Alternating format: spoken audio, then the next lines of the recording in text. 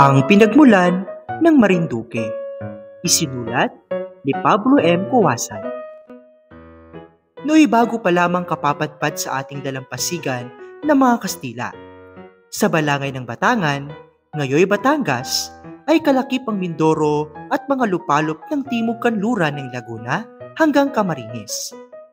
Si Batong Bakal ay kilalang dato ng Batangan at mga balangay sa karatig nito. Siya'y mayaman at makapangyarihan. Tampok ng Katagalugan ang kanyang kaisa-isang anak na si Mucha Marin. Si Mucha Marin ay maganda, mainhin, at halos ang lahat ng katangian ng dalagang silangan ay napisan sa kanya.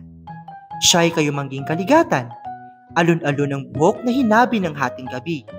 Mapungay ang mga mata, matangos ang ilong, linalik ang baba at may gatla sa leeg. Siya'y may nunal sa batok, balingkinita ng katawan, katamtaman ng taas. Ang baywang ay hugis hantik, manipis ang alak-alakang nagbabadyang siya ay masipag, ayon sa matandang kasabihan. Maraming tagahanga si Mucha Marin at kabilang dito ay si Dato Bagal na ubod ng yaman. Ang kaharian niya ay kilala sa tawag na Mindoro. Sina Dato Sagwil ng Laguna at Dato Kawili ng Camarines ay mga tagahanga rin, subalit ang napagtangi sa lahat kay Marin ay isang dukhang mang-aawit, si Garduque, mga habi ng tula at tagahanga ng kalikasan. Siya'y taga-Taal at isang mandaragat sa lawa ng Bunbon. Isang araw, nagpabalita na magkakaroon ng palaro sa palasyo bilang parangal sa mga anito. Ang mga manlalaro ng iba't ibang kaharian ay nagsidalo. Dumating ang palarong pinakahihintay, na tipong lahat ng mga pambato ng sari-saring palakasan. Ang unang laban ay ang pagbinit ng palaso. Ang nakatamo ng gantimpala ay bantog na mangyan ng Mindoro na si Balindada. Ang ikalawang paligsahan ay palayuan ng pagbato sa ibayong ilog. Ang nagkamit ng karangalan ay igurot na kinatawan ng bulubundukin. Ang karera sa kabayo ang sumunod at sinalihan ng mga prinsipe. Sino mang makatalo kay Mucha Marin ay siya niyang pakakasalan, subalit lahat ay nabigo. Sa bilis, si Mucha Marin ay kawangis ng limbas, kaya napahiyang lahat ang kanyang tagasuyo. Sa huli, si Marin ay tinanghal na rin ng paligsahan at siya'y pinutungan ng korona ng karangalan. Ang nagkapalat magputong ng korona ay walang iba kundi ang Makatang Kasintahan. Natapos ang parangal sa mga anito at nagsialis sa mga panahuin. Nagbalik sa kaharian ang mga araw na katulad ng dati. Dahil sina Dato Bagal, Sagwil at Kawili ay mga kapalagayang loob ng ama ni Marin, sa loob at labas ng kaharian ay nakapaghahandog sila ng pag-ibig sa mutyang dalaga. Sa kabilang dako naman, ang binatang Makata ay di mamakailang pinagbawalan ni Dato Batong Bakal na makipagkita sa kanyang butihing anak. Bakit ka pumapasok sa loob ng aking kaharian nang wala akong pahintulot? Ang minsay tuligsa sa kaawa-awang Makata. Ako po'y sumusunod lamang sa utos ng iyong anak. Wala ngayon? Di ko gustong makita ang pagmumukhang iyan. Pangahas! Ang pagbabala ng Dato. Hindi po ako pangahas. Hindi ko po masuway si Mucha Marin. Ako po'y pinagbibigkas ng mga tulang kanyang kinagigiliwan. Magtigil ka! Walang turing! Umalis ang Makatang, ang mukha'y nasa talampakan. Hindi na matiis ni Mucha Marin ang paglait ng kanyang ama sa minamahal. Kaya, minsan, ay pinagtanggol ni Marin ang binata. Hari kong ama, utang na loob. Huwag ninyong hamakin ang aking kasintahan. Siya ang tumutugon sa aking mga saligan sa buhay. Hindi pa nakapagtapos si Marin sapagkat si Dato Batong Bakal ay nagsalita na. Ikaw ay nabubulagan. Ipagpaliban natin ang hinggil sa bagay na iyan. Sa iba na ng araw natin pag-usapan. Napipi si Marin at siya'y hindi nakaimik ni Kaputukman. Maluwat ding panahon nang lumipas nang di pumapasok ang mga awit sa palasyo.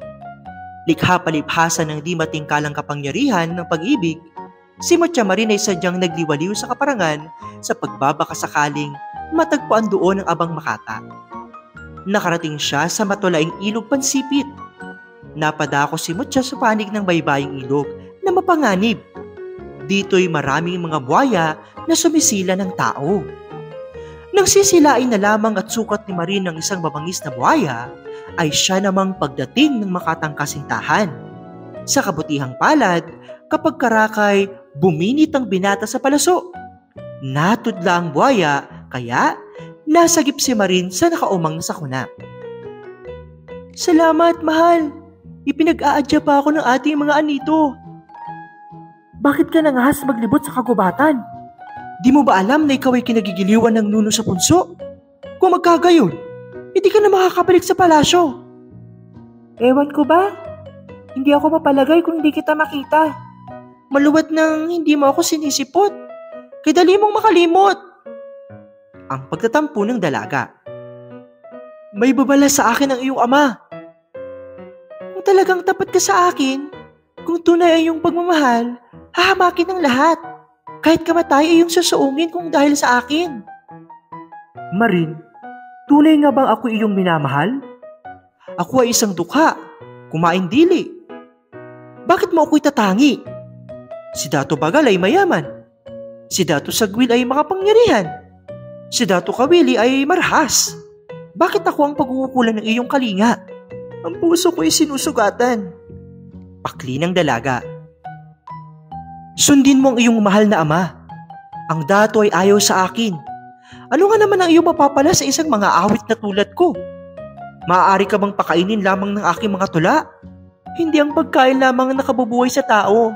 Panalang iyong kaluluwa. Salamat, Marin. Nalalaman na bang ang pakikipagkita kong ito'y aking ipinagbabawal ng dato? Oo. Nalalaman mo bang ang pakikipagtagpo mo sa akin nangangahulugan ng pagtagpas sa aking ulo? Bakit pati ikaw ay maparamay? Nababatid ko. Ako'y nakipagtagpo sa iyo upang minsan na nating sariwain ang sumpang sa ating dalawa ay walang mamamagitan kundi kamatayan. Isinusumpa ko, kita'y mamahalin hanggang langit. Magmamahalan tayong hanggang may daigdig.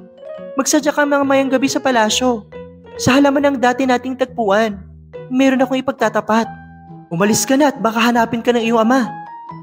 Siya nga, isa lamang aliping dalagang kasama. Inihatid ng binata ang dalaga hanggang sa tabi ng kabayanan. Nang kinahapon ay ipinatawag si Marin ng ama. Bakit ka nakipagtagpo ng lihim sa dukha mong kasintahan? Ito'y sinsay sa aking mga kautusan at kaugalian ng balangay. Ang maharlika ay sa maharlika at ang alipay sa alipin. Bukas na bukas din, aking papupugutan ang iyong kasintahan. Hindi nakuha ang makapagmatuwid ang dalaga. Alam niyang ang bawat sabihin ng amay masusunod. Napakasungit ng dato. Pinasusiyan si Mutya Marin sa itaas ng tore. Nang dumating ang tipa ng oras, ay walang makitang Marin sa halamanan. Hinanap ng binata ang dalaga. Nakita niyang maliwanag ang tore kaya sinapantahang naroon ang hinahanap. Sumagi sa kanyang hinala na namalayan ng dato ang pakanan nilang pagtatagpo. Ang mga awit ay nagpunta sa paanan ng tore, ngunit paano niya maakyat iyon? Wala siyang mahagilap na lubid o anumang tali. Siya'y naupo at nag-isip. Namataan niya na may aninong gumagalaw sa bintana at ilang saglit pa'y may naglawit ng lampara. Napag-alaman niyang si Marin ay gising. Nahinuha niyang batid ni Marin na siya'y nasa paanan ng tore at naghihintay. Dapat sana siya'y mag-ingat sa paglalawit ng ilaw sapagkat baka mahalata ng bantay. Bulong ng makata sa sarili.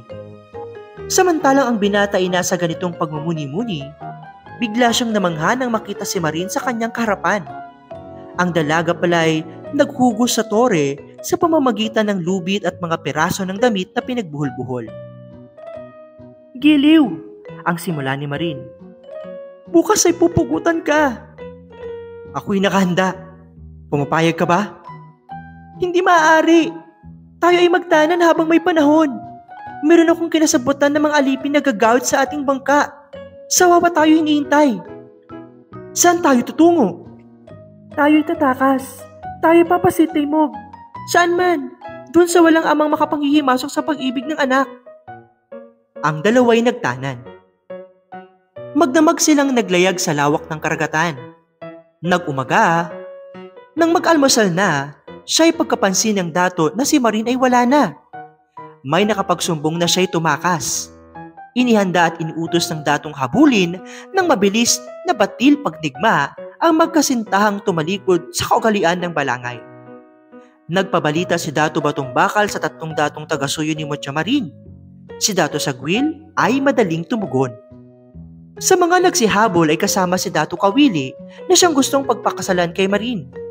Si Dato Bagal ay sumama rin nang magdaan sa Mindoro ang mga humahabol. Anong magagawa ng munting sasakyang kinalulunanan ng magkasintahan? Walang pagsalang sila'y aabutin.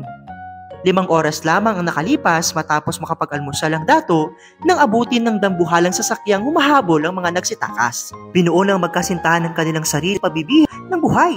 Kaya, sinabi na mangyari ng nangyari. Bilang pagmamatigas ng bina, ay pinagkaisaan nilang magpatihulog sa ragatan. Pinagtali ang 2 kamay ng matibay sa lubid at ito'y ikinabit sa mabigat na bato upang sila'y magtuloy-tuloy sa kailaliman ng dagat. Ganito nga ang nangyari. Nang iilan na lamang dipang agwat ng maliit na sasakyan sa malaking sasakyang humahabol, ay magkayapos sa tumalon sina Marin at ang binata. Tuloy-tuloy sa kailaliman ng tubig dahil sa mabigat na pataw na nagsilbing sangkap ng kamatayan. "Paalam, Batong Bakal," ang sabi ni Garduke. "Paalam, Amang," ang sabay ni Marin. Hindi magtagpuan ang magkasintahan. Para manding bulang hinigop ng buhawi.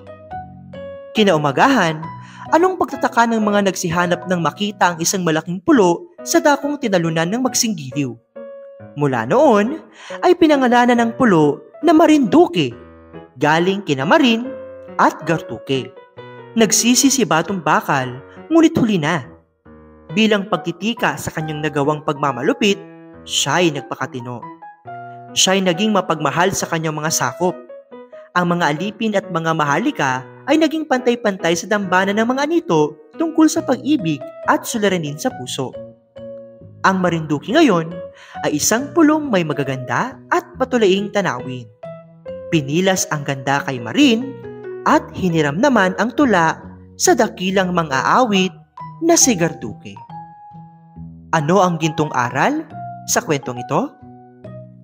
Hindi nasusukat ang tunay na halaga ng tao sa kanyang yaman, edukasyon o panlabas na anyo, kundi ito ay nakabatay sa kung ano ang nilalaman ng kanyang puso.